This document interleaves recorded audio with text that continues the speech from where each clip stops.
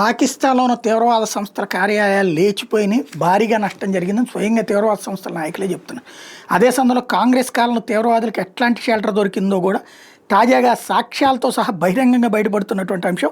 Jammu Kashmir liberation front JKLF chief, ప్రస్తుతం జీవిత ఖైదు అనుభవిస్తున్న టెర్రరిస్ట్ యాసిన్ మాలిక్ 2025 ఆగస్టు 25 ఢిల్లీకి ఒక హైకోర్టు సమర్పించాడు. దాంతో కాంగ్రెస్ పరువు పోయింది. 2006లో పాకిస్తాన్లో లష్కరే తోయిబా వ్యవస్థాపకుడు మరియు 26/11 ముంబై దాడి మాస్టర్ మైండ్ హఫీజ్ సయీద్తో తను మీటింగ్ ఏర్పాటు చేసి కలవడం మీద మాజీ మంత్రి ప్రధానమంత్రి మన్మోహన్ కూడా తనకు ధన్యవాదాలు చెప్పాడని చెప్పుకొచ్చాడు.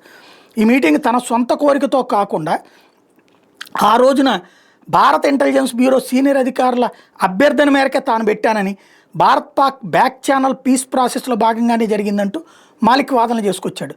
మాలిక్ పొందుపరిచినటువంటి అఫిడవిట్ ఇప్పుడు సంచలనం సృష్టిస్తుంది. అంటే ఆ రోజున కాంగ్రెస్ పార్టీ ఐబీ వాళ్ళ ద్వారా పాకిస్తాన్లో ఉన్న తీవ్రవాద సంస్థలతో చర్చలు జరిపి మన మీద దాడులు తగ్గించమని చెప్పింది. అంటే అప్పటికి వాళ్ళు దాడులు చేస్తూ ఉన్నారు, తర్వాత కూడా దాడులు చేశారు వాళ్ళు.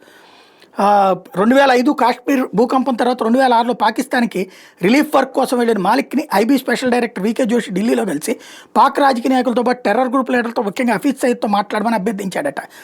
పాక్తో చర్చలు అద్వంతంగా ఉండాలని, టెర్రరిస్ట్ నాయకులు కూడా చర్చల్లో చేర్చాలని ఐబీ అధికారులు తనకు చెప్పారట. అట్లాగే యునైటెడ్ జిహాద్ కౌన్సిల్ సభ్యులతో కూడా మీటింగ్ ఏర్పాటు చేసుకున్నట్టు మాలిక్ ఈ సందర్భంగా కోర్టుకి అఫీషియల్గా చెప్పుకొచ్చాడు. అది ప్రభుత్వ అభ్యర్థన మేరకే అని చెప్పుకొచ్చాడు.